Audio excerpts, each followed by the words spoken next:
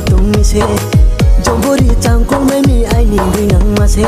Lokhi maya sa du mano ham yau matung mi se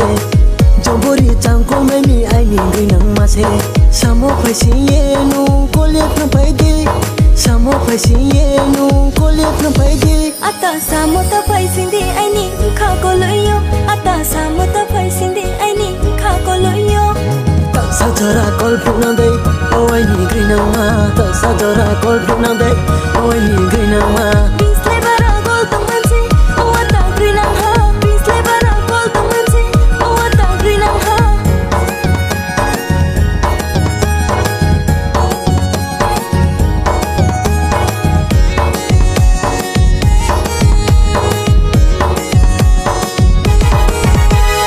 Uklo bis kang ngai thau nai ma kor mo ya loi ma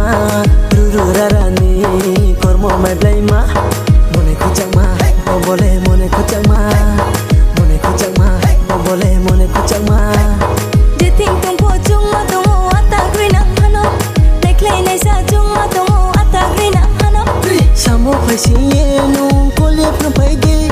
Samo phai si ye nu ko lep na phai de Ata samo ta phai sin di ai ni kha ko loi yo Ata samo ta phai sin di ai ni kha ko loi yo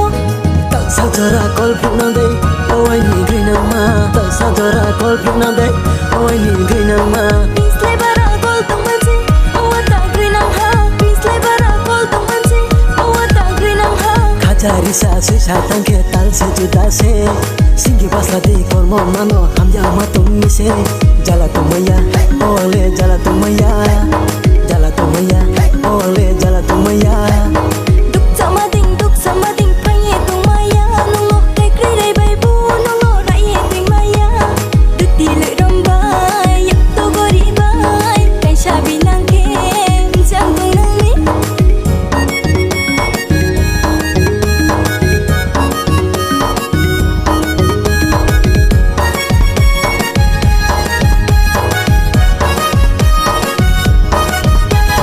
Lokhi maya sa du mano ham ya ma tum mi se Jombori changkong mai mi ai ni ngui nang ma se Lokhi maya sa du mano ham ya ma tum mi se Jombori changkong mai mi ai ni ngui nang ma se Samo phai si ye nu ko lep na phai de